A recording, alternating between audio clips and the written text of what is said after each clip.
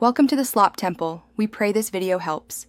You're starting now. Make sure you're signed into an administrator account so changes persist.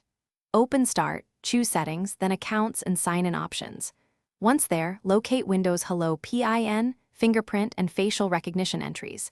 Disable any Windows Hello methods first so the system won't block password removal. This step ensures the UI lets you change sign-in requirements. If Windows prompts for confirmation, enter your current credentials. Otherwise, continue to the next step, where we remove password-based sign-in altogether. Next, under Password, click Change and verify your current password when prompted. If the interface allows, attempt to leave new password fields blank. Windows often prevents empty passwords, so instead choose to switch to a local account.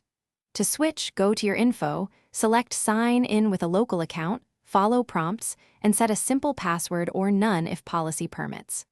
Once switched, revisit sign-in options and ensure password or Microsoft account sign-in is no longer required so you can complete removal.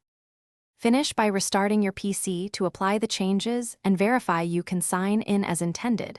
If Windows still requires a password, check Group Policy, run gpedit, MSC, and inspect Computer Configuration, Windows Settings, Security Settings, Account Policies. Also check Settings, Account Sign-in options for residual Windows Hello entries.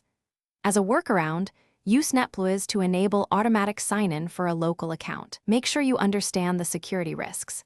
If problems persist, re-enable an admin account to reverse changes. Thanks for watching. Consider subscribing if we helped you.